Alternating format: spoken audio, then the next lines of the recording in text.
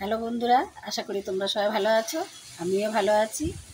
তা আজকে আমি তোমাদের একটা রেসিপি দেখাবো, সেটা তোমরা দেখো। সেটা হলো কাতলা মাছের মাথা দিয়ে মুড়ি ঘন্ট। মুড়ি ঘন্ট করার জন্য এখানে আমি 2 কাপ গোবিন্দভোগ চাল নিয়ে নিয়েছি। মোট এখানে 300 গ্রাম গোবিন্দভোগ চাল আছে। এই চালটাকে আমি ভালো করে একবার ধুয়ে নিয়েছি, কারণ একবার ধুয়ে নিলে বারবার ধুলে গন্ধটা চলে যাবে গোবিন্দভোগ চালে। এবার আর একটু জল দিয়ে আমি 15 মিনিট চালটাকে ঢেকে রেখেছি। আর আমি কাতলা মাছ দুটো নিয়ে এভাবে 4 ভাগ করে কেটে নিয়েছি।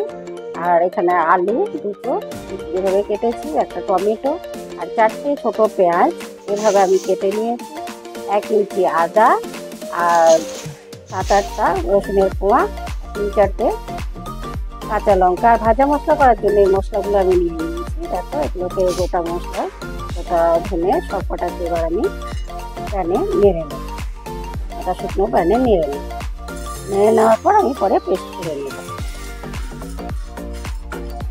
আমার ভাজা মশলাটা আমার মুড়ি ঘন্ট করার জন্য কাজে লাগবে। এবার কড়াইতে আমি পরিমাণ মতো তেল দিয়ে মাছের মাথাগুলোকে ভেজে নেব। এবার আমি নুন হলুদ মাখিয়ে মাছের মাথা দুটো করে আমি ভেজে নেব। মাছের মাথাগুলো বেশ বড় বড় ফুটবে বলে আমি মাছের মাথাগুলোকে ঢেকে ভেজে নেব। এবার 2 পিস আমার ভাজা হয়ে গেছে। আর যে বাড়তি 2 পিস আছে সেগুলোকেও আমি ঢেকে ভেজে নেব। 2 পিস মাছও ভাজা হয়ে গেছে মাথা। এবার আমি ওই তেলে আলুগুলোকে ভেজে নেব।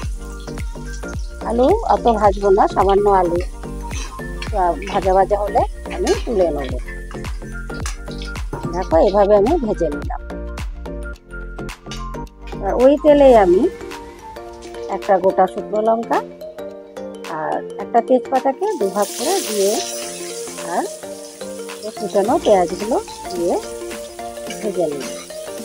লাল লাল করে পেঁয়াজগুলোকে আমি ভেজে নেব।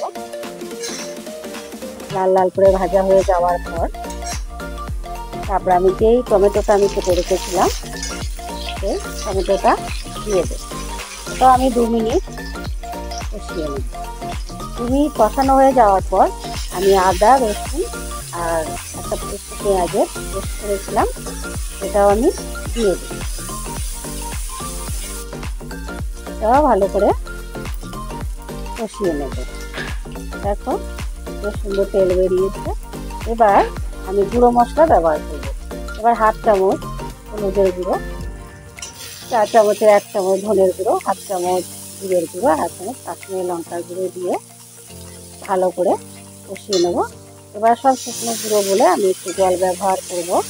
অল্প অল্প করে জল দিয়ে আমি 2 মিনিট ভেজে নেব। মশলাগুলোকে আমি 2 মিনিট অল্প অল্প করে জল দিয়ে ভেজে নেব।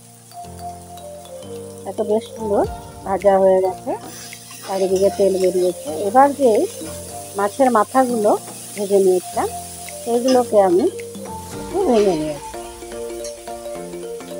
সেই মাছের মাথাগুলো দিয়ে দেব। মাছের মাথাগুলোকে মশলা দিয়ে ভালো করে মিশিয়ে নিচ্ছি। ভালো করে মেশানো হয়ে গেলে মাছের মাথাগুলোকেও 2 মিনিট ঢেকে দেবো। 2 মিনিট ঢাকার পর এবার আমি দিয়ে দেবো কষানো আলু। আলুগুলো ভালো করে নেড়ে ফেড়ে এইগুলোকেও আমি 2 মিনিট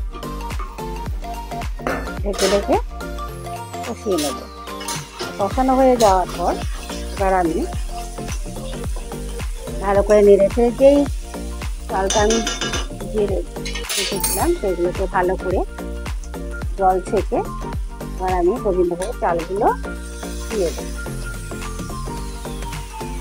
সব চালগুলো আমি দিয়ে দেবো। দেখো, অনেকক্ষণ ভেজানোর পর চালগুলো বেশ ফুলে উঠেছে। এইগুলো আমি মশলা মাছের মাথার আলুর সাথে ভালো করে মিশিয়ে নিচ্ছি।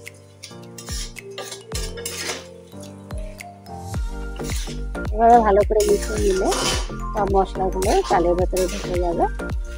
এইভাবে আমি এইগুলো চালগুলোকেও 2 মিনিট ঢেকে আঁচ কমিয়ে কষিয়ে নেব।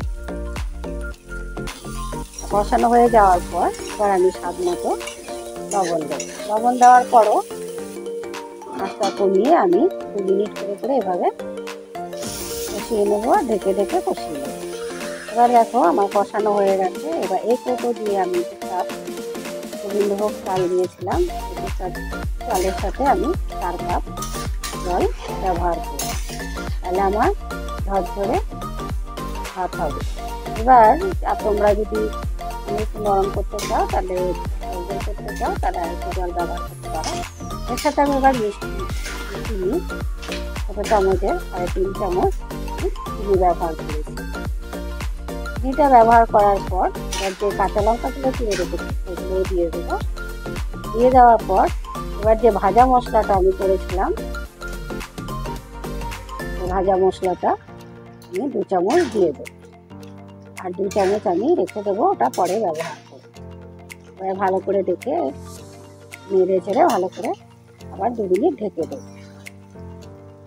2 মিনিট ঢাকার পর আমি আরেকবার ঢাকাটা তুলে নিলাম। তুলে নিয়ে দেখো অনেকটা মানে জলটা টেনে নিয়েছে, চালটা ফুটেছে, আরেকটু আমার চালটা ফুটতে হবে। এবার আমি আবার ভাজা মশলাটা, যে 2 চামচ ভাজা মশলা ছিল সেটা আমি দিয়ে দিলাম। দিয়ে ভালো করে নেড়ে চেড়ে কষিয়ে নেব। নেওয়ার পর আমি আবার 2 মিনিট আঁচ কমিয়ে ঢেকে দেবো। দেখো কষানো আমার হয়ে গেছে। এবার আমি একটু গরম মশলা দিয়ে আর 1 চামচ ঘি দিয়ে ভালো করে নেড়ে চেড়ে, ঘিটা দিয়ে ভালো করে নেড়ে চেড়ে আমার একদম রান্না শেষ পর্যায়ে ভালো করে নেড়ে চেড়ে দেওয়ার পর গ্যাস কমিয়ে এটাকে 10 মিনিট গ্যাসটাকে নিভিয়ে দেবো। দিয়ে 10 মিনিট আমি ঢেকে রাখবো। 10 মিনিট পর আমি ফিরে এলাম। দেখো কত সুন্দর ঝরঝরে হয়েছে। আমি যেভাবে রেসিপিটা করেছি তোমরা সেভাবে করবে, দেখতে দারুণ টেস্ট। আর আমি দেখো কত সুন্দর ঝরঝরে হয়েছে। থালায় তুলে তোমাদের আমি দেখাবো। এই ভিডিওটা যদি ভালো লেগে থাকে লাইক করবে, শেয়ার করবে, আর কমেন্ট করে জানাবে তোমরা যা যা রেসিপি দেখতে চাইছো। আমি অবশ্যই দেখানোর চেষ্টা করব। আর আমার চ্যানেলটিকে অবশ্যই সাবস্ক্রাইব করে দিও নতুন নতুন রেসিপি পাওয়ার জন্য। ধন্যবাদ।